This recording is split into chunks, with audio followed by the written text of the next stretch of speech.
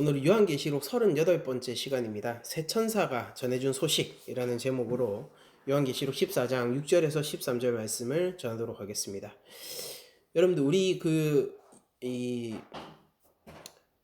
일곱 재앙들을 순서대로 쳐다보게 되면은 첫 번째가 인봉을 뗄 때에 이 저주가 내리는 장면이었고요. 그 심판이었고요.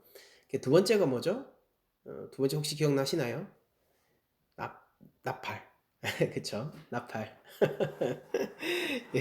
이 또 행동으로 딱 이렇게 하면 나팔을 해주시는데, 그렇죠? 나팔.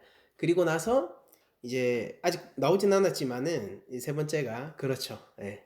또 몸으로 설명해 주시네요. 대접, 재앙이 이어지고 있죠. 근데 이 나팔 재앙과 대접 재앙 사이에 이 막간극이 계속해서 펼쳐지고 있습니다. 그렇죠? 이 막간극이 어떻게 시작을 했었는지 여러분들 기억나십니까? 여인의 후손을 잡아먹으려던 그 용이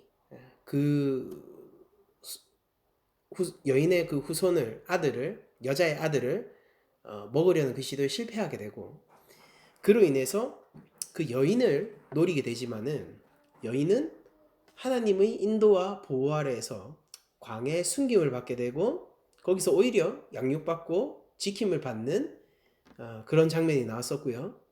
그리고 나서 그 용이 이제 그 실패 이후에 바다에 서게 되는데, 거기에서 짐승이 올라오고, 또 그리고 그 용과 짐승을 따르는 거짓 선지자, 이 또 다른 짐승이 나와서 성삼일체 하나님을 흉내내면서 많은 이들을 미혹해 하지만은, 그러나 예수 그리스도를 믿고 하나님의 말씀을 따르던 인내하는 성도들은 그것에 참여하지 않습니다. 그래서 그들이 내려주는 거기에 속해 있다라는 시민의 표 같은 걸까요? 그런 것이 바로 666, 하나님의 영원한 숫자, 그러니까 이 완벽의 숫자 7에 도달하지 못한 이 신성이 아닌 모자라는 것, 그리고 인성의 숫자인 666에 머무르게 되는 그 표를 받게 되는 걸로 우리가 바라보게 됐었고, 이것은 다분히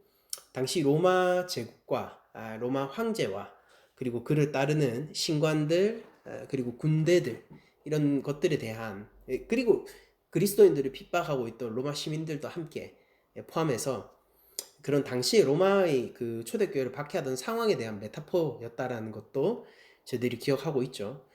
근데 그때 그런 어려운 상황 속에서 하늘을 보니까 하늘에는 신구약 모두 통틀은 하나님의 영원한 백성들 14만 4천이라고 상징적인 수로 표현되어 있는 역사 속에 존재하는 모든 하나님의 교회, 그리고 그들이 단순히 이 땅에서 그냥 존재하고 있었다 정도가 아니라 하나님 앞에서 천상의 교회로 존재하고 있는 그런 환상을 저희들이 확인했었고요. 그리고 나서 이 이야기가 펼쳐지고 있는 겁니다. 그러니까 이거를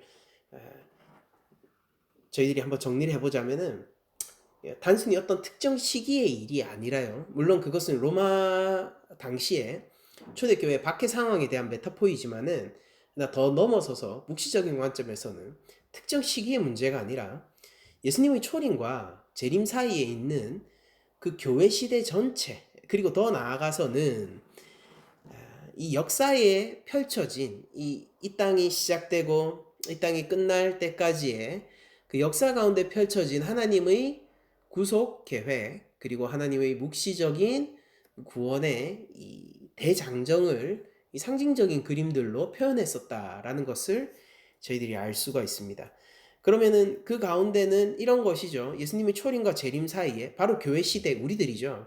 우리들이 살고 있는 시대는 예수님을 공격하고 잡아먹으려고 했던 그 사탄의 실패 가운데서 그리스도인들의 승리가 확정된 상황 속에서 저희들이 살아가는 것이지만은, 천상의 교회가 하나님 앞에서 확립된 그런 상태 가운데서 살아가는 것이지만은, 동시에 마지막 발악을 하는 듯한 그런 사단의 거센 저항과 그리고 저희들이 조금만 이 믿음의 길을 놓치게 되면은 유혹 가운데에서, 혼미한 가운데에서 사탄의 그 바벨론적이고 음녀적이고 그리고 세상적인 그런 게임에 넘어갈 수밖에 없는 우는 사자처럼 우리에게 대적이 있는 그런 상황 속에서 저희들이 이 시대를 살아간다는 것을 알 수가 있습니다.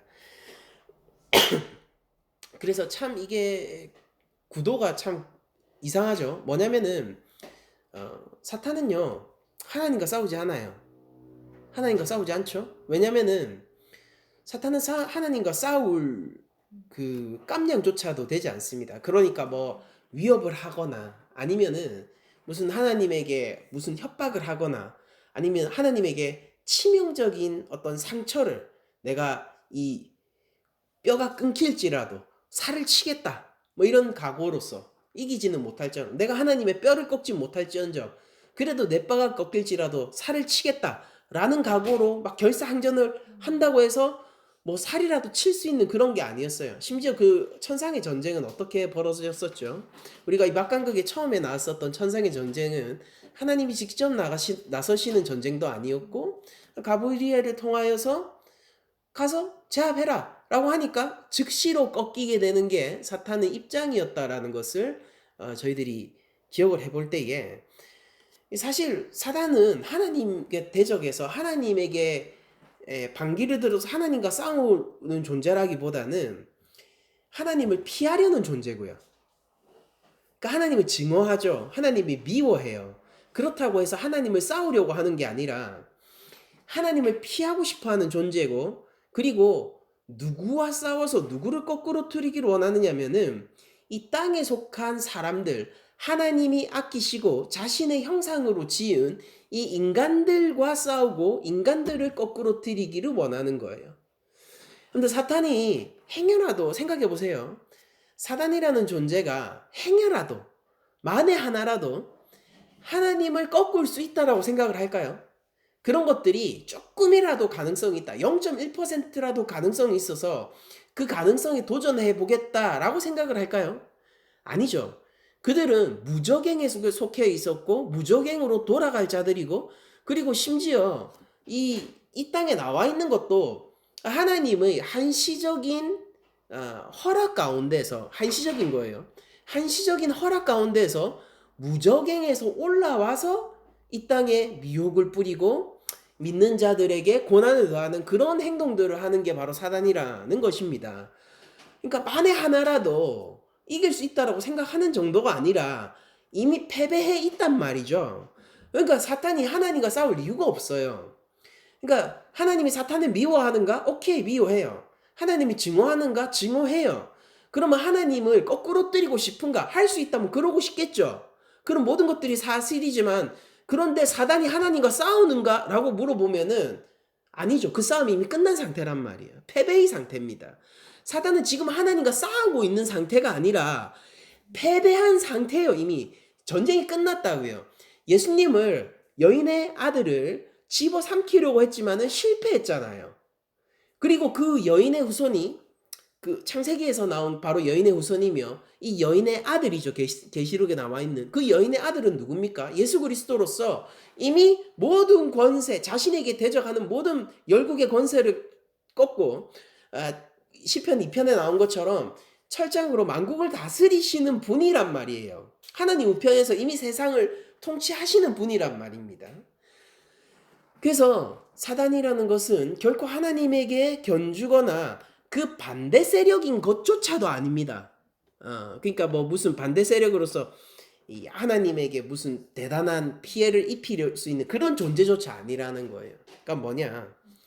사단은 자신의 동료가 필요한 것이죠. 그래서 사람과 싸워요. 하나님의 형상들과 싸웁니다. 그들의 마음을 미혹하고 그들에게 자신이 먹어야 할 진노의 포도주를 가지고 오는 그 음욕의 포도주를 함께 나누기를 원하고 될 수만 있다면은 하나님의 자녀를 꺾고 싶어하고 그래서 그들이 꺾임으로 말미암아 하나님에게 수치를 주고 싶어하는 게 사단이라는 거예요. 그러면 전쟁이 하나님과 사탄의 전쟁이라고 만약 부를 수 있다면은 이 전쟁은 아니죠. 뭐 전쟁이라기보다는 이런 대립의 상황, 사실 사탄은 이미 패배해 있고 패잔병에 불과함에도 불구하고 여전히 대립하고 있다는 거예요, 하나님과. 그런 대립의 상황 속에서 가장 큰 이슈가 어디가 되겠습니까? 전장터라고 만약 부를 수 있다면 그 전장터가 어디가 되겠냐고요? 천상이겠어요? 아니죠. 지금 하나님의 형상들이 먹고 자고 일하고 놀고 생활하고 있는 매일매일의 이 하루하루가 사탄과 하나님 사이에 대립이 일어나고 있는 최전선이 될 거라는 게 자명하지 않습니까? 사탄은 누구를 노립니까? 하나님을 노려요? 아니라고요. 하나님의 백성을 노리는 거예요. 그리고 그 이유도 너무 어이없잖아요.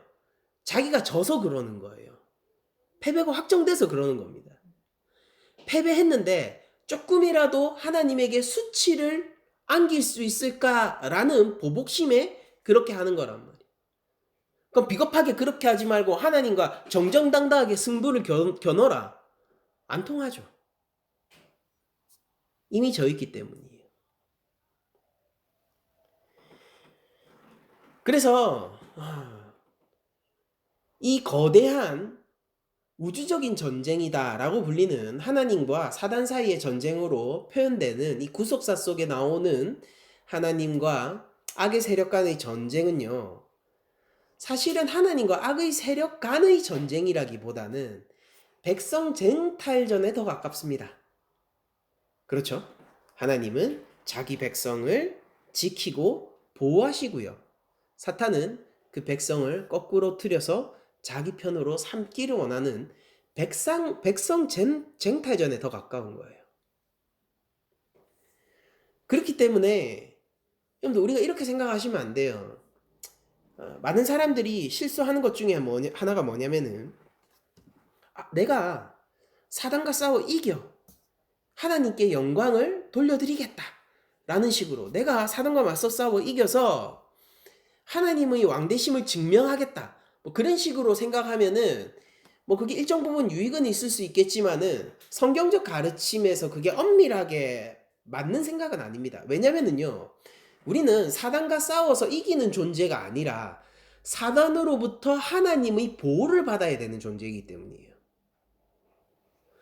우리가 사단과 싸워 이겼다라고 얘기할 때는 정확하게 어떤 상황을 얘기하는 거냐면은 하나님의 지키심과 보호하심이 우리 삶에서 확정되었다라는 뜻인 거예요. 내가 사단과 싸워 이겨서 하나님의 영광을 드러내는 것이 아니라 애시당초 하나님의 영광이 나와 함께 하여서 나를 지키지 못하면은 내가 그 싸움에 이길 수 없단 말입니다. 사단이 하나님의 백성을 거꾸로 뜨리려고 하겠지만은 그 모든 시도는 수포로 돌아갈 거예요. 사단을 그저 손가락 하나 까딱하는 것으로 너 갔다 와 라는 명령 하나만으로 무너뜨린 하나님은요, 백성들을 노리고 있는 사단의 마지막 발악에도 지지 않으세요. 그런 자신이 있으시고 그것이 확실하기 때문에 사단에게 잠시 이 세상의 영광을 그리고 권세를 누릴 수 있도록 허락해 주신 것이기도 하고요. 그러므로 여러분들 이 구속사의 전체적인 그림을 이렇게 생각해 보죠. 내 하루하루의 삶, 그리고 우리 교회의 이 역사적인 삶, 그리고 구약부터 신약, 그리고 예수님이 오기까지 존재하는 모든 교회들의 이 역사의 발자취가 곧 무엇이다? 우주적 전쟁의 최전선이고, 거기에서는 하나님과 사단 사이에 백성 쟁탈전이 벌어지고, 그 쟁탈전이 치열할지라도 이 사단의 마지막 발악이니까 얼마나 죽을 힘을 다해서 전쟁을 벌이려고 하겠어요? 그렇게 치열함에도 불구하고 결국 하나님의 백성을 뺏을 수 있다? 뺏을 수 없다. 그가 최초에 하나님에게 패배했던 것만큼이나 하나님의 백성을 사단이 거꾸로 들이고 뺏어가는 것은 불가능하다.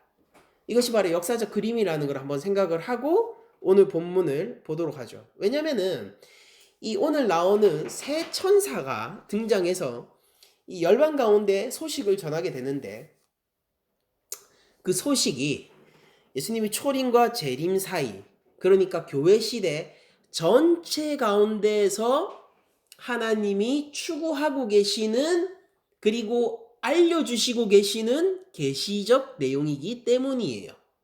그래서 우리가 이 하나님의 그리고 사단 사이의 우주적 전쟁에 그 기반을 조금 잘 가지고 있고 오늘 본문을 보게 되면은 이 메시지가 어떤 것인지 더 선명하게 와닿을 수가 있을 겁니다.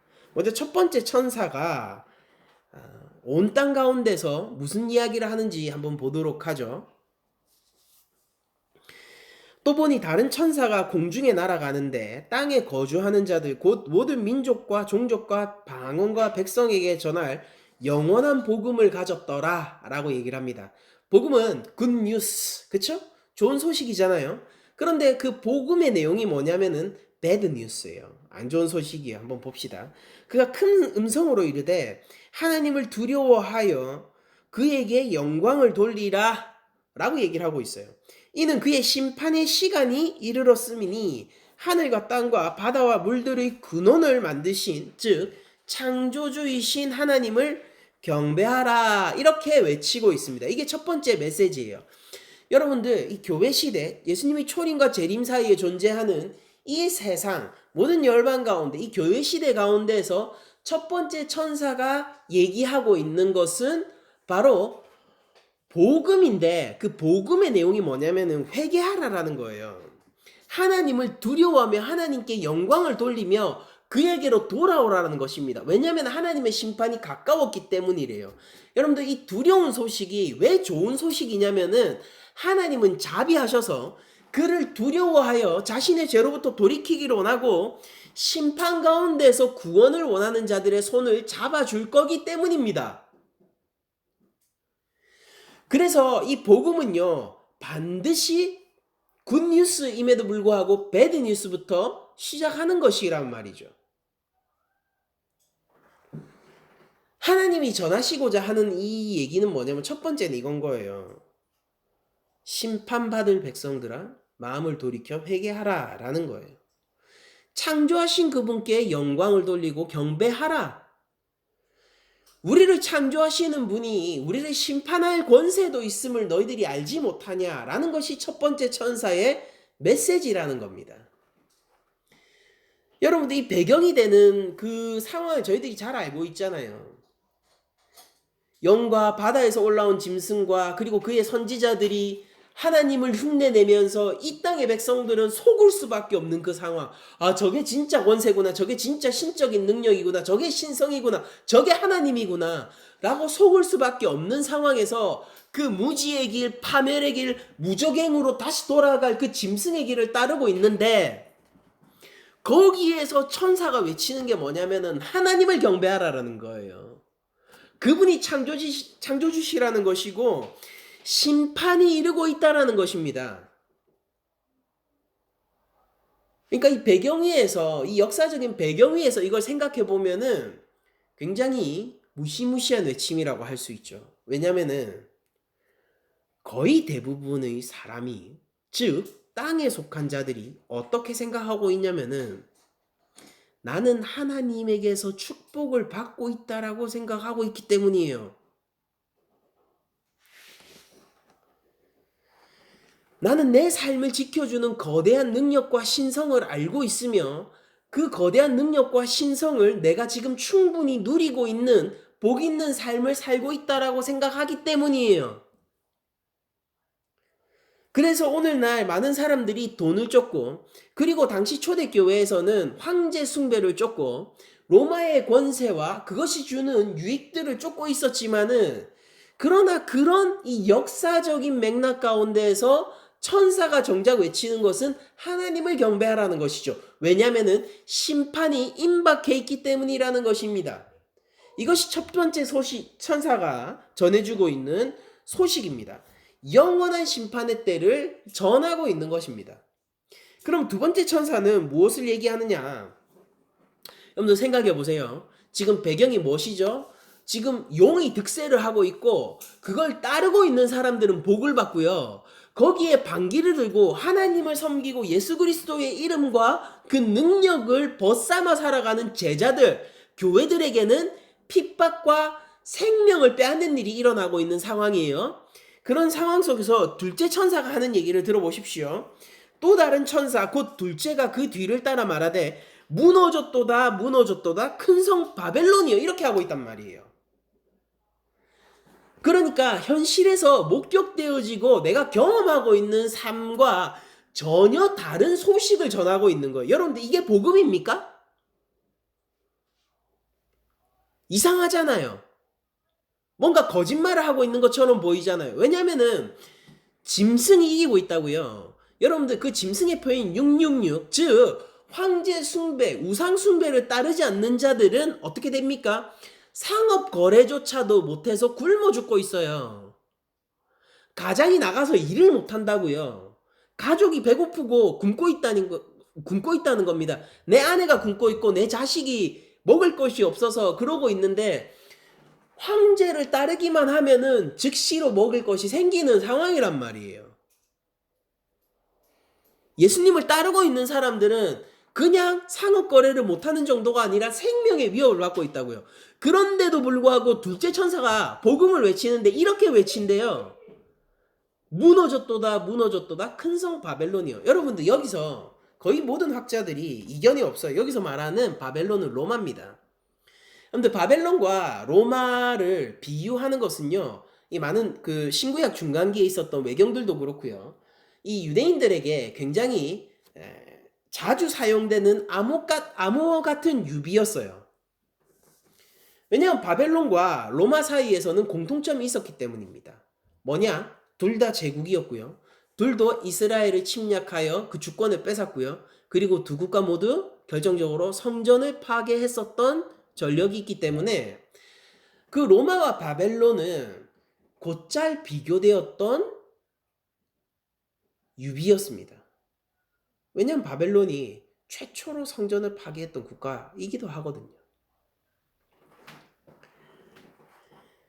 그래서 무너졌도다 무너졌도다 큰 성 바벨로니어를 이때 당시에 요한 공동체는 무너졌도다 무너졌도다 큰 성 로마여라고 읽고 있단 말이에요. 근데 지금 자기들이 처해 있는 상황과 이 둘째 천사의 선포는 너무나도 결이 다르잖아요. 어떻게 이게 가능한가? 그리고 또한 더 나아가서 둘째 천사는 이렇게 외치고 있죠. 모든 나라에게 그의 음행으로 말미암아 진노의 포도주를 먹이던 자다라고 얘기하면서 바벨론과 로마를 얘기하고 있고, 오늘날 우리 시대도요, 바벨론적이고 로마적인 힘이 깔려 있으며 그 세력들은 모두 다 진노의 포도주를 먹이던 자입니다. 여러분들, 진노의 포도주를 먹인다라는 게 뭘까요?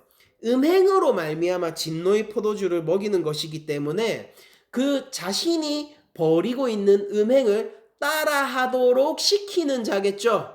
어떤 방식을 통해? 우리가 앞서서 용으로부터 이어지는 새 짐승의 스토리를 보게 되면은 그걸 쉽게 알 수 있어요. 이렇게 외치면서 나의 이 진노의 포도주를 함께 나누자라고 얘기하는 거예요. 내가 진짜 능력이다. 내가 진짜 권세다. 내가 진짜 신성으로 너희들을 구원해 줄 수 있다라고 외치는 것입니다. 여러분들, 바벨론이 바로 그렇게 외쳤었고, 그리고 로마가 바로 그렇게 외쳤었고, 그리고 오늘날 이 물질 만능주의 사회에서 돈이 그렇게 외치고 있는 것이죠. 그렇게 외칠 때 우리들은 바로 그것이 이 세상을 지배하고 우리의 인생을 지키는 것 같은 그런 권능의 원천처럼 생각을 할 수도 있겠지만은, 사실 그 근본적인 성질은 죄송합니다. 그 근본적인 성질은 하나님이 진노 가운데에서 그 진노의 포도주를 함께 먹는 음행에 불과하다는 것을 알아야 돼요. 여러분들, 그냥 음행이라는 것이 단순히 성적인 죄악만을 여기서 가리키는 것이 아니라 사실은 우상 숭배를 이야기하는 그러니까 우상숭배라는 게 뭡니까? 꼭 뭐 어디 그 무슨 신상에 가가지고 절을 해야지 우상숭배예요? 그게 아니라 하나님이 아닌 다른 것을 어떤 신성을 가진 무엇으로 가장 큰 권세와 능력을 가진 무엇으로 여기면 그게 바로 우상숭배죠. 그래서 그 우상숭배를 얘기하는 게 음행인데 큰 성 바벨론 로마가 황제를 중심으로 한 우상숭배를 우리 그 초대교회에게 강요를 했다면은 오늘날 이 물질 만능주의 그리고 이 자본주의 사회는 우리에게 돈이 모든 것의 근본이 되며 우리 삶의 신성을 가지고 우리 삶의 문제를 해결해 주는 존재라고 얘기를 하고 있단 말이에요. 그리고 어느 정도 어떤 부분이 있습니까? 증명해내고 있죠. 증명해내고 있어요. 여러분들 생각해 보세요. 하나님께 기도하는 것보다 여러분들 삶에 문제가 있는 분들 잘 생각해 보세요. 하나님께 기도하는 것보다 즉시 누가 큰 돈을 주면은 훨씬 더 문제가 잘 해결될 것 같지 않으세요? 여러분들 하나님께 기도한다고 해서 실제 살아가는 문제가 해결되는 게 거의 없죠? 카드 빚이 밀려 있는 사람들 생각해 보십시오. 기도한다고 해서 도움이 됩니까? 아니면 누가 와서 돈을 주면 해결이 됩니까?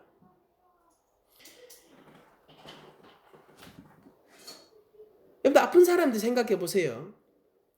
기도를 하면 해결이 됩니까? 아니면 누가 전액 치료비를 지원해 주면서 병원에 데리고 가면 해결이 됩니까?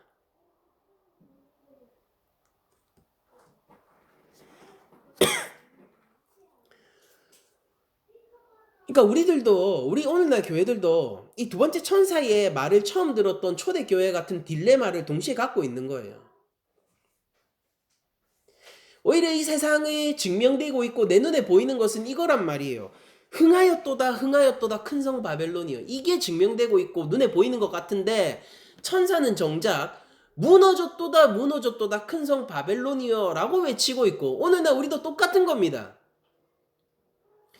힘이 있도다 금전이여를 세상이 외치고 있고 그것이 너무나도 확실하게 증명이 되고 있는 것 같은데 하나님의 천사는 우리 한국교회 가운데 이 세계교회 가운데 역사적 교회 가운데 이렇게 외치고 계신 거예요.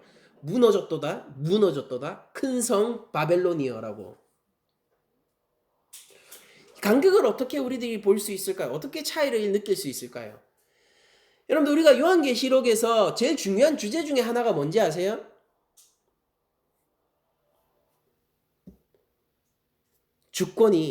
이 세상의 주권이 어린 양께 있다라는 겁니다. 그 사실이 변치 않는다라는 거예요. 요한계시록은요.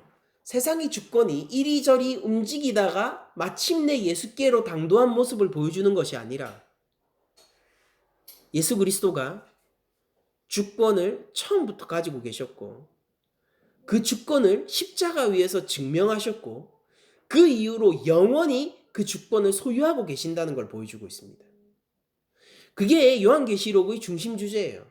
여러분들 왜 바벨론이 그리고 로마가 이렇게 흥황하고 있는데 오히려 핍박받는 것은 교회인데 왜 로마를 향하여서 바벨론을 향하여서 아니면 오늘날 이 세상을 향하여서 무너졌도다 선포를 할 수 있냐면은 이 선포를 하시는 이 천사가 갖고 온 거는 자기 말이 아니라 누군가의 메시지를 전달하고 있는 거거든요. 근데 이 메시지가 누구로부터 왔냐면은 변치 않는 주권을 가지신 하나님과 그 독생자 어린 양 예수 그리스도로부터 온 메시지라는 거예요. 그렇기 때문에 그 예수님은요, 이 흥황하고 있는 로마를 보면서 무너졌다라고 선포할 수 있는 겁니다. 여러분들 생각해 보세요. 제가 만약에 우리 교회의 모든 공간과 절대적인 힘을 가지고 있다라고 한다면은 예시일 뿐입니다. 제가 그렇게 교회에서 제왕적인 그 위치에 있지도 않죠. 근데 만약 그렇다고 한다면은 이 교회 안에서 누군가가 교회의 하나됨을 해치고 그리고 교회에게 반목을 가지고 오고 그리고 담임 목사님이 저에게 막 반기를 들고 있다. 그러면은 제가 이렇게 선언할 수 있는 거예요. 그러니까 그런 일이 벌어지고 있겠죠. 오히려 그런 일이 벌어지니까 제가 이렇게 얘기를 할 수 있는 거예요. 우리 교회의 하나됨은 깨어지지 않을 거예요. 당신 지금 즉시 나가십시오 라고 얘기할 수 있는 거죠. 그러니까 제가 그런 말을 할 수 있는 이유는 뭐냐면은 그와 반대되는 일이 지금 벌어지고 있기 때문인 거고, 하나님의 메시지를 전하는 이 천사가, 어린 양의 주권 가운데서 이 말을 전하는 천사가 무너졌도다 무너졌도다 큰 성 바벨론이여 라고 선언할 수 있는 것은 도리어 지금 큰 성 바벨론이 흥황하고 있는 모습 가운데 있기 때문입니다. 그리고 생각해 보세요. 하나님이 저거 이제 무너졌네 라고 생각하면은 그 상태가 지금 현재 어떻든 실제 바벨론은 무너진 거죠.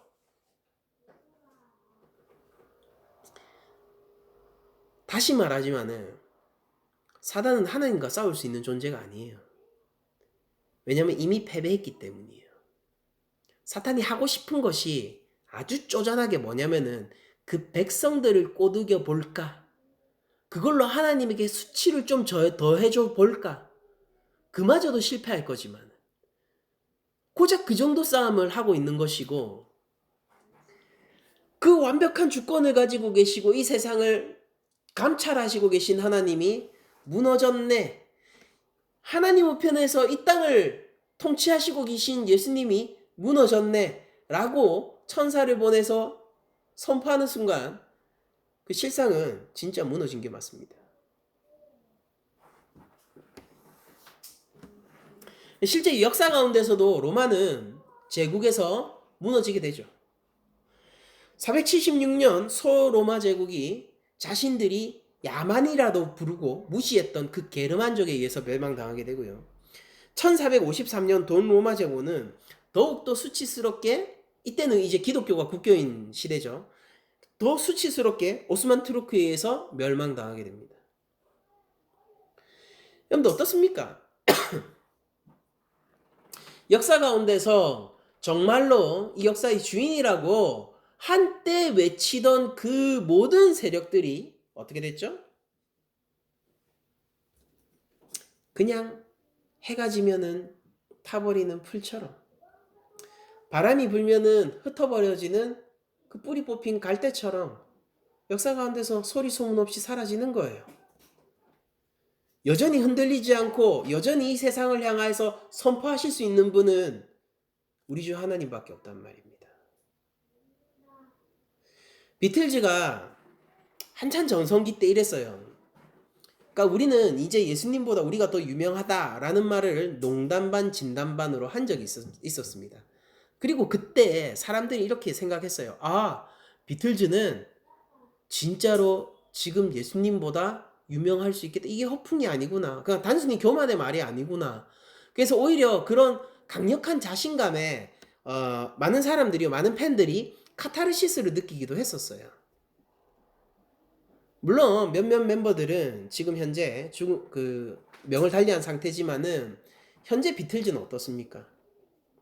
그룹으로서 남아있지도 않고 여전히 음악사적으로 이 대중음악사적으로 매우 중요한 존재인 것만은 사실이지만은 지금 예수님보다 비틀즈가 더 유명해요? 불과 한 세대가 지났을 뿐이에요, 여러분들. 불과 한 세대가 지났을 뿐이에요. 여전히 10대 소녀들이 비틀즈 이름을 외치면서 공항에 모여요?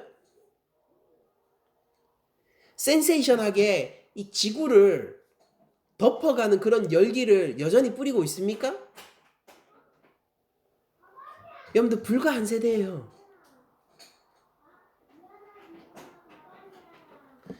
비틀즈의 시대가 있습니까? 아, 그렇다고 칩시다. 로마의 시대가 있습니까? 그렇다고 칩시다. 바벨론의 시대가 있어요? 그렇다고 칩시다. 애굽의 시대가 있어요? 그렇다고 칩시다. 그래서 그들이 들풀이 아닙니까? 해가 지면 타버릴 들풀이 아닙니까? 바람이 불면 날아갈 갈대가 아닙니까? 오직 영원한 것은 하나님 아닙니까? 시간이 지나면은 진실은 증명되기 마련이에요.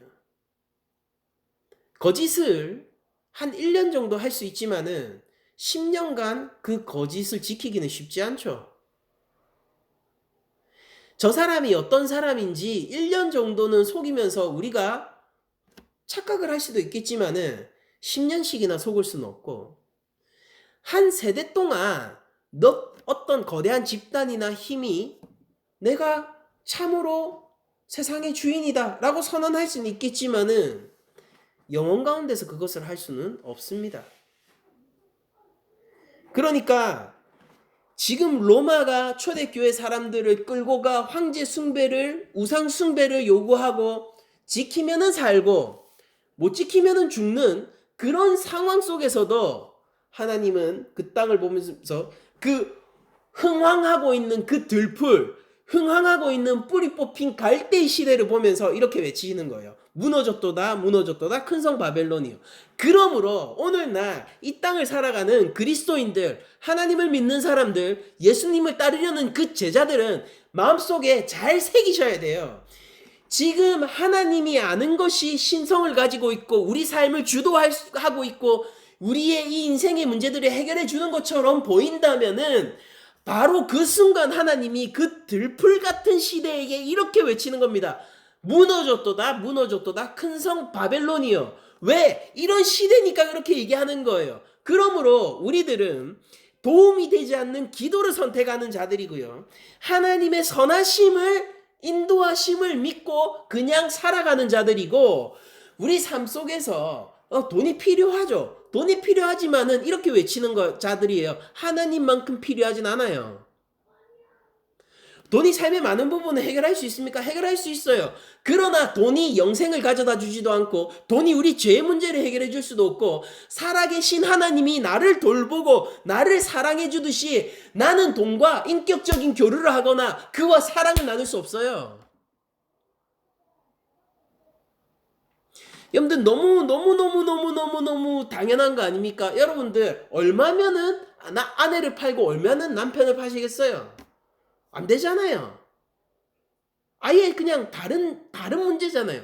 여러분들 얼마면은 자식을 팔겠습니까? 얼마면은요?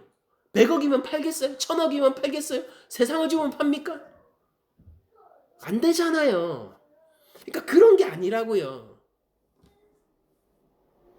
시대 가운데서 여러분 부러운 사람 있어요? 예전에는 막 그런 거 많았잖아요. 애플 막 한참 있을 때는 스티브 잡스 막 열풍이었죠. 그리고 지금은 또 한푼 꺾인 것 같지만은 일론 머스크 막 이러면서 막 시대를 선도하는 리더. 여러분들 역사를 주관하시는 리더가 누구냐면 우리 주 예수 그리스도예요. 한때 비틀즈는 예수님보다 유명했습니다. 그리고 그 이름의 영광은 어디 있습니까 지금? 우리 교회는 여전히 예수님을 매주 찬양하고 예수님의 이름을 드높이고 있어요. 비틀즈는 어디 갔습니까? 불과 한 세대예요.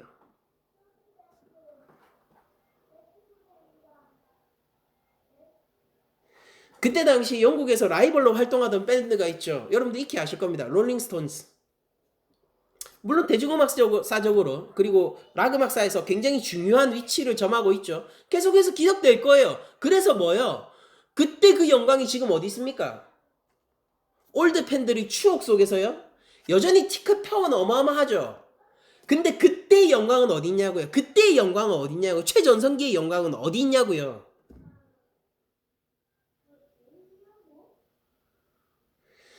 여러분들 그 시대 가운데 우리들이 그 한 중심에 있어서 그 열기 가운데서 속으면 안 되는 거예요.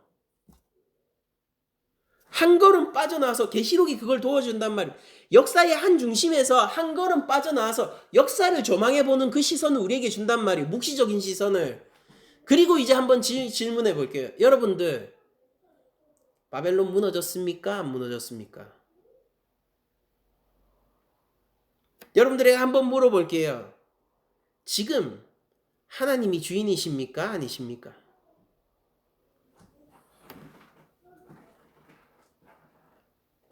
그 역사의 한 중간에서 바벨론에 속한 채, 로마에 속한 채, 이 세상에 그리고 물질주의에 속한 채 우리가 그와 함께 먹고 마시면은 결국 하나님이 그저 치워버릴 것이다, 내가 버릴 것이다, 내가 던질 것이다 할 때 우리도 함께 던짐을 면하지 못할 것이란 말이에요. 그러므로 첫째 천사의 말을 기억해야 돼요. 창조주 하나님을 두려워하며 그분을 경배해야 되는 것입니다. 그리고 세 번째 천사의 메시지를 한번 보도록 하죠. 또 다른 천사 곧 셋째가 그 뒤를 따라 큰 음성으로 이르되 만일 누구든지 짐승과 그의 우상에게 경배하고 이마에나 손에 표를 받으면, 그러니까 이게 무슨 뜻이죠? 실제 뭐를 찍는다 이 소리 아니죠? 그게 아니라 그 세력이 되면, 하나님 반대 세력이 되면, 그 용의 세력을 따르게 되면은, 그에게 찬동하고 그를 하나님으로 여기게 되면은, 요한 공동체에게서는 황제였었고 로마의 황제였었고 오늘날 우리에게는 돈이 될 수 있겠죠. 그 표를 받으면은 10절 그도 하나님의 진노의 포도주를 마시리니, 바벨론은 진노의 포도주를 마신 자예요. 그런데 바벨론을 따르는 자들도 어떻게 되는 겁니까? 진노의 포도주를 함께 마시는 자예요. 왜냐면은 바벨론은요 음행 즉 우상 숭배의 그 달콤함을 퍼뜨리는 자니까요. 진노의 포도주를 마시리니 그 진노의 잔에 섞인 것이 없이 부은 포도주라. 이게 무슨 뜻이냐? 당시 포도주라는 것은 굉장히 독주에 속했기 때문에 일반적으로 그냥 마시는 게 아니라 물을 1배에서 2배 정도 타서 마시는 거였습니다. 그래서 포도주를 그냥 마신다는 경험은 뭐냐면은, 포도주 원액을 마신다라는 것은 당시 사람들에게 굉장히 쓰고 고통스러운 경험이다라는 그런 유비로 통하고는 했었습니다. 그래서 예수님의 십자가를 포도주로 우리들이 성경에서 포도주 잔을 받아드는 걸로 유비하는 것도 굉장히 고통스러운 것을 이 강조하는 표현이라고 할 수 있을 텐데, 이 바로 진노의 잔에 섞인 것이 없이 부은 포도주라는 것은 뭐냐면은 하나님의 심판에 그냥 그 분노 그 자체, 하나님의 진노 그 자체, 순수한 하나님의 심판 앞에 서게 되는 그런 모양을 보여주는 것이죠. 계속 읽겠습니다. 거룩한 천사들 앞과 어린 양 앞에서 불과 유황으로 고난을 받으리니, 우리들이 일반적으로 가지고 있는 지옥에 대한 이미지가 이런 글에서 나왔죠. 그러니까 이게 진짜로 지옥이라는 게 불과 유황 가운데서 막 몸이 타오르는 경험을 하는 건지 그건 몰라요. 왜냐하면 여러분들 보시다시피 지금 여기에 나와 있는 단어들이 전부 뭐예요? 상징적인 거죠. 맞죠? 그래서 상징적인 의미이기 때문에 불과 유황으로 고난을 받는다는 이 표현만 상징이 아니라 문자로 받기는 조금 힘들다라고 저는 개인적으로 생각하고요. 다만 불과 유황으로 고난을 받는다라는 것은 구약에서 계속 나오게 되는 하나님의 진노를 불로 표현하는 그 표현을 받고 있는 것이라고 보고, 저는 어떤 측면에서는 불타는 것보다 더한 고통이 하나님에게서 끊어지는 고통이라고 믿고 있기 때문에 바로 하나님의 진노와 하나님의 심판을 정면으로 받게 된다라는 것으로 저는 해석하고 넘어가겠습니다. 그래서 11절을 보면 그 고난의 연기가 세세토록 올라가리로다. 고통의 수준이 어디예요? 영원히. 짐승과 그의 우상에게 경배하고 그의 이름의 표를 받는 자는 누구든지 밤낮 쉼을 얻지 못하리라. 셋째 천사도 복음을 선언해야 되는 이 셋째 천사도 이렇게 얘기하고 있습니다. 첫째 천사 이랬어요. 하나님을 두려워해라. 심판이 가까워왔다. 하나님을 두려워하고 하나님을 경배해라. 둘째 천사가 이렇게 얘기합니다. 바벨론 무너졌다. 셋째 천사가 이렇게 얘기해요. 바벨론을 따르고 그에 속한 자들도 바벨론과 같은 종말을 맞이하게 될 거다. 이렇게 얘기를 하는 겁니다. 그리고 그 수준이 어느 정도라고요? 영원히. 세세토록. 여러분들 제사를 생각해 보세요. 하나님이 제물의 연기를 받으시죠. 우리를 대신해서 하나님이 제단 앞에 불살리는 어린 양 예수 그리스도가 없으면은 우리가 거기에 올라가야 될 거고, 그 연기가 세세토록 피어난다라는 것은 뭐냐면은 하나님이 진노의 값을 영원 가운데서 치러야 된다라는 뜻이고, 그 누구도 그것을 감당할 수 없을 겁니다. 그러면서 12절에 보면은 셋째 천사가 이런 말을 덧붙이는 것을 볼 수 있습니다. 성도들의 인내가 여기 있나니 그들은 하나님의 계명과 예수에 대한 믿음을 지키는 자다 라고 얘기를 합니다. 바로 요한은 이 로마의 국가적 박해 가운데 있는 요한 공동체에게 이렇게 얘기합니다. 하나님의 계명을 따르고 예수님에 대한 믿음을 여전히 지켜라. 악을 악으로 갚지 말고 악을 선으로 이겨라. 너희들이 선한 싸움을 해라. 너희들이 생명을 바치더라도 그 죽는 길에는 가지 마라. 웃긴 말이잖아요. 생명을 바쳐서라도, 그러니까 네가 죽는 한이 있어도 죽는 길에는 가지 마라. 뭘 의미하는 걸까요? 죽는 한이 있어도 죽는 길에는 가면 안 돼요. 죽는 한이 있어도 우리가 영원토록 고난받는 그 길에 서면 안 돼요. 우리가 일시적으로 그냥 고난을 받고 맙시다. 우리가 이 땅에서 그냥 힘들고 말자고요. 영원한 고통을 누구도 견딜 수 없을 겁니다. 그러나 우리가 이 잠시 잠깐의 고통을 인내하며 하나님의 계명을 지키고 예수 그리스도에 대한 믿음을 인내함으로 지켜내면은 우리에게는 영원한 쉼이 올 거예요. 그걸 보여주는 것이 13절이지 않습니까? 그러니까 천사들의 이 세상을 향한 경고, 이건 끝났어요. 끝났는데 13절에 이렇게입니다. 하늘에서 음성이 나와요. 이거 돌려 얘기하는 거죠. 뭐죠? 이거는 하나님이 직접 얘기하시는 거죠. 자, 봅시다. 하나님 뭐라고 하는지. 또 내가 들으니 하늘에서 음성이 나서 이르되 기록하라. 마치 예수님이 세례를 받을 때 하늘에서 성부의 음성이 들린 것처럼 이 예수님의 초림과 재림 사이에 있는 이 교회 시대, 하나님 나라의 시대, 이미 그러나 아직의 시대 전체를 보면서 하나님은 이렇게 얘기하는 거예요. 기록하라. 요한한테 명령하는 거예요. 기록하라. 지금 이후로 주 안에서 죽는 자들은 복이 있다. 그러니까 죽어서도 생명의 길을 가야 되고요. 죽어서도 죽는 길을 가면 안 돼요. 요한은 다분히 이때 당시에 계속적으로 발생하고 있고 향후 계속적으로 발생하게 될 로마 황제 숭배로 인한 순교자들을 염두에 두고 이 말을 하고 있지만은 오늘날 우리들도 죽으나 사나 예수 그리스도의 영광을 위해서 먹으나 자나 예수 그리스도의 영광을 위해서 살아가야 함을 우리에게 보여주는 구절이 바로 이것입니다. 지금 이후로 주 안에서 죽은 자들은 복이 있도다. 그러면서 성령님이 재창해줘요. 마치 회답을 하듯이, 하늘의 음성에 대해서 회답을 하듯이 믿음을 지킨 순교자는 복이 있다라는 그 메시지 앞에서 이렇게 회답하시는데, 그들이 수고를 그치고, 어떤 수고였습니까? 성도들의 인내였죠. 그 인내의 내용이 뭐죠? 하나님의 계명을 지키고 예수님에 대한 믿음을 지키는 사람이었습니다. 그러니까 그들의 수고를 그치고 쉬게 될 날이 온다라는 거예요. 여러분들, 그러면 이 쉬게 되는 이 쉼은 언제부터 언제까지요? 세세토록인 거예요. 하나님 앞에서 심판받는 자들이 일시간의 평화와 일시간의 안식과 짐승이 주는 권세 앞에서 이 평안을 누렸던, 이 땅에서 받을 상을 이 땅에서 이미 다 받은 자들이 세세토록 고난을 누린다면은 이 땅에서 짐승과 용의 길을 가지 않고 하나님의 계명을 지키고 예수 그리스도에 대한 믿음을 지킨 자들은 세세토록 수고를 그치고 쉬게 되는 거예요. 어떤 수고를 했어야 됩니까? 예수님의 이름을 위해서 어떤 수고를 했어야 되죠? 요한 공동체를 생각해 보세요. 그들이 걸었던 수고는 뭐냐면은 자신의 이 경제활동을 포기해야 하는 것이었어요. 자신이 도망 다녀야 하는 것이었어요. 자신이 선한 일을 하고 약자들을 돕는 삶을 살면서도 어쩌면 잡혀가서 사형을 당할지도 모르는 삶을 감수하면서 선한 일을 계속 하는 것이었어요. 초대교회의 오해가 뭔지 아세요? 우리가 성찬식을 하지 않습니까? 근데 그 성찬식 하는 것을 저 사람들은 식인을, 기독교인들은 식인을 하는 자다.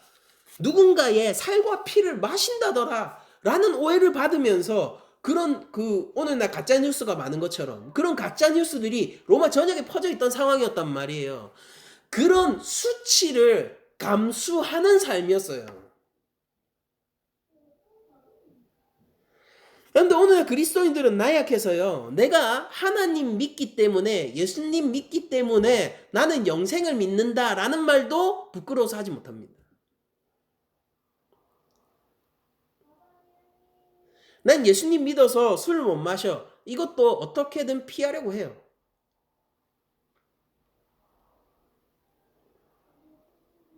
난 예수님 믿으니까, 난 교회 나가니까, 난 주일 성수를 하는 거야. 내 삶의 주인은 하나님이야.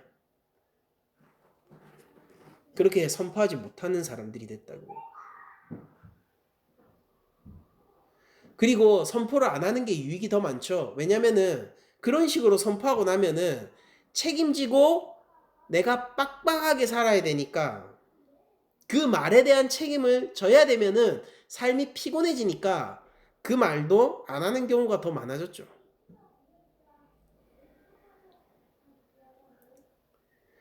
잠시 잠깐의 수고는 우리에게 쉼을 가져다 주실 것입니다. 이것이 바로 성령님의 회답이란 말이에요. 하늘의 음성에 대한. 계속 읽어보겠습니다. 그들이 수고를 그치고 쉬리니 이는 그들의 행한 일이 따름이라. 이게 무슨 말이냐면 그들이 행한 일이, 즉 하나님의 계명을 지키고 예수에 대한 믿음을 지킨 그 일이 따라다닐 것이기 때문이다 라는 거예요. 그를 따라다닐 것이기 때문이다. 즉 믿음을 지킨 순교자들은 복이 있다라는 하늘의 음성과 성부의 음성이죠.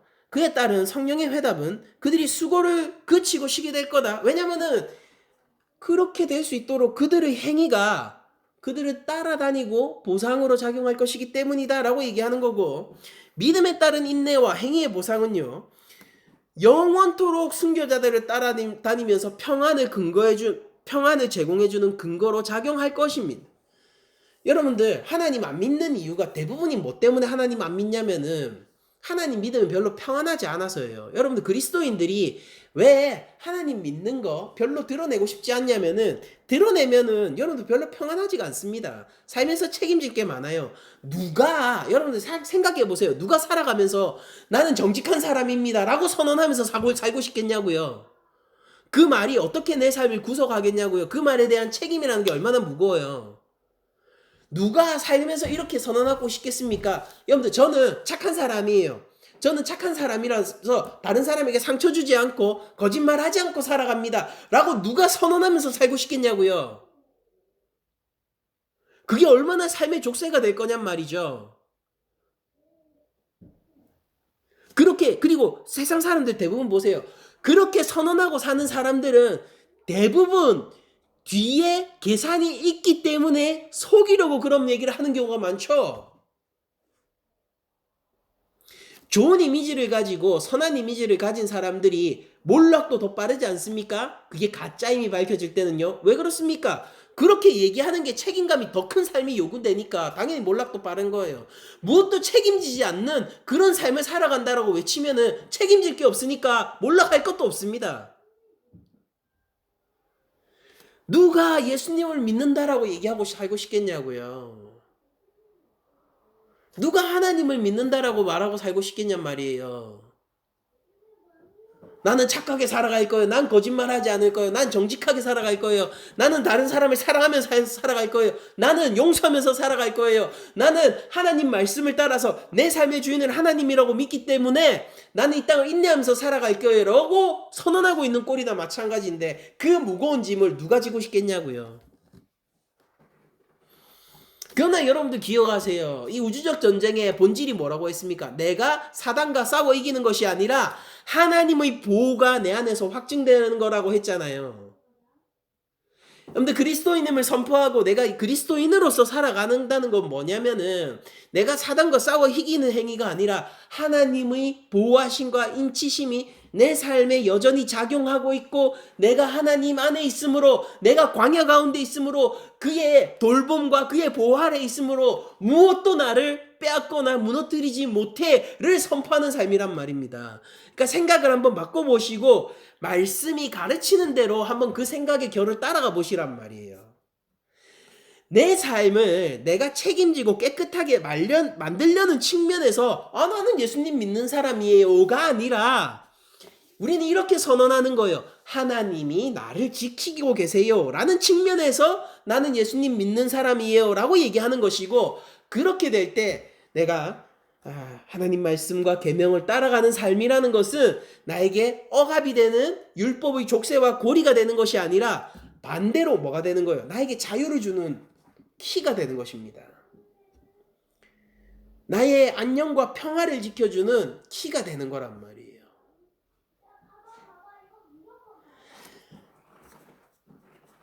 여러분들, 전 굉장히 의아했던 적이 있어요. 왜냐하면은 제가 어릴 때부터 교회를 다니면서 제가 뭐 이름을 밝힐 수는 없지만은 몇몇 목사들은요, 이게 교회 성공, 그러니까 일종의 뭐 이렇게 얘기하긴 그렇지만 사업적 성공에 더 가까울 수도 있었을 것 같아요. 그런 교회 부흥과 성공을 위해서라면은 뭐든지 할 수 있을 것처럼 보였거든요. 그리고 제가 아는 한 그리스도인은요, 뭐든지 할 수는 없어요. 하나님은 죄를 짓지 않잖아요. 우리 예수 그리스도는 무죄하시잖아요. 그리스도인은 그럴 수 없잖아요.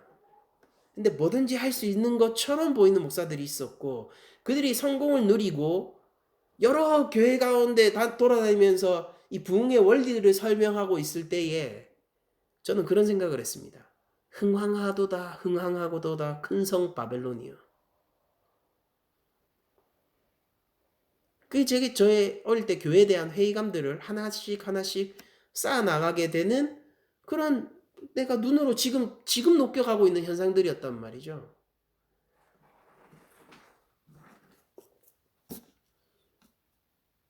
열심히 수고합니다. 안 그렇겠어요? 열심히 수고하고 어떤 측면에서는 워커홀릭처럼 보이기도 했어요. 그런 목사님들이. 일 중독에 빠진 것처럼. 아주 수고를 열심히 하죠. 집회도 아주 열심히 다니고. 근데 그들이, 모르겠습니다. 전 판단할 수 없지만은 과연 하나님께서도 그들이 수고했다라고 평가하실까는 의문이긴 해요. 왜냐하면 여기서 나오는, 오늘 본문에서 나오는 수고는요, 그 인내의 수고는 12절에 나온 것처럼 하나님의 계명과 예수에 대한 믿음을 지키는 수고이기 때문이에요.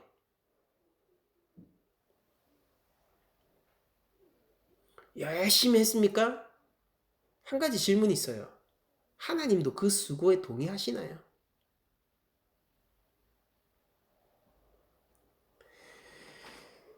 그러니까 여러분들, 이 역사의 지금 상황이 어떻냐면은, 지금 이 교회 시대, 예수님이 이 땅에 이미 하나님 나라를 가지고 오셨고, 그리고 주님이 다시 오심으로 말미암아 영원한 하나님 나라가 미래에 확정된, 이미 그러나 아직의 이 교회 시대의 상황이 어떻냐면은, 하나님은 이 땅을 향해서 회개와 하나님에 대한 경배를 요구하고 계시는데, 큰 성 바벨론은 흥황하고 있어요. 그럼에도 불구하고 하나님은 무너졌다라고 선언하셨습니다. 여러분들, 무너질 것이다가 아니에요. 잘 생각해 보세요. 시제를 잘 보세요. 무너졌어요. 그리고 실제 사단은 무저갱에서 올라온 자일 뿐이에요. 무저갱으로 다시 때가 되면은 떨어질 자일 뿐입니다.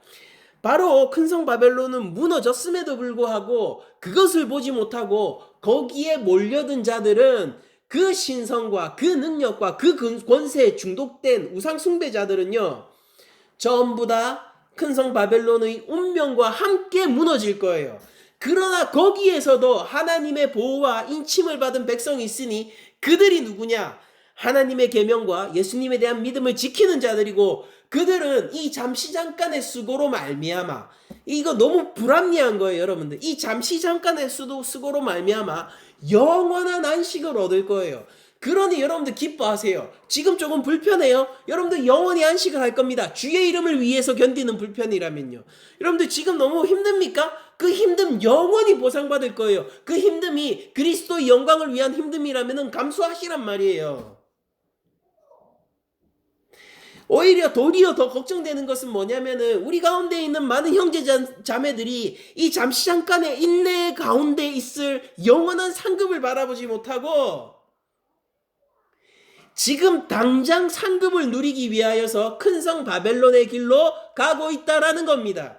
그들은 수고하고 있고 그들은 열심히 하고 있고 그들은 어쩌면 자기 삶을 보면서 하나님이 주시는 은총과 복이 이렇게 넘치는구나 라고 만족하고 있을지도 몰라요. 그리고 그 만족이 하나님 앞에 섰을 때도 두려워하지 않는 만족이 된다라면 모르겠지만은 하나님 앞에서 두려워하는 만족이 되는 것이라면은 지금 힘든 게 훨씬 낫다는 말입니다.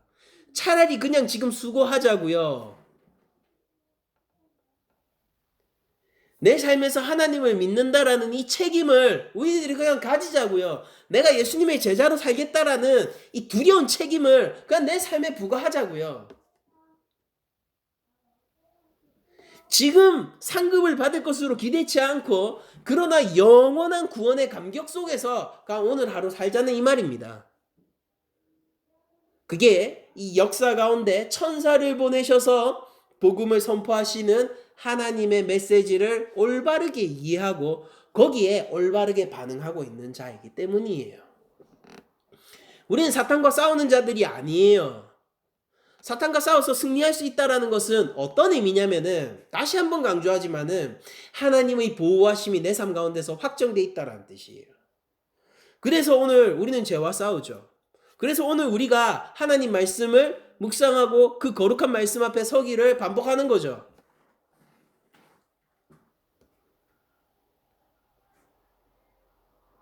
그게 뭘 의미하는 거예요? 내가 사탄과 싸워서 이겼다는 뜻이에요? 하나님이 나를 지키고 있구나라는 뜻이잖아요.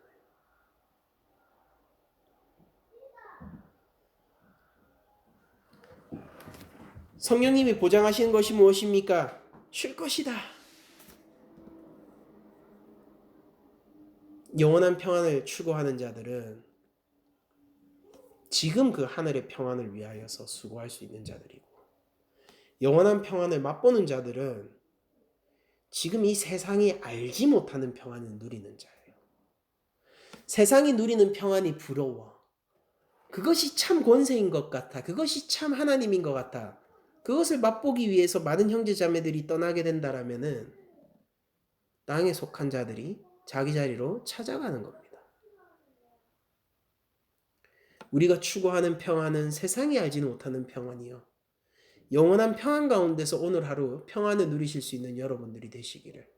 그리고 무엇보다도 이 잠시 잠깐의 수고가 영원한 보상으로 이어질 건 너무 불공평하잖아요. 저는 이런 계산법을 본 적이 없어요. 이런 계산법을 본 적이 없다고요. 오늘 하루 수고한 것이 어떻게 내 영혼의 양식이 되겠습니까? 근데 하나님이 그걸 보장해 주신다니까요. 저는 이런 계산법을 본 적은 없지만은 그러나 성경의 말씀을 따라 오늘 하루 주의 영광을 위해서 수고하셔서 영원한 생명과 하나님 안에서의 풍성한 평안을 획득하시는 우리 형제자매 여러분들이 되시기를 축원드리면서 모든 말씀을 마치도록 하겠습니다.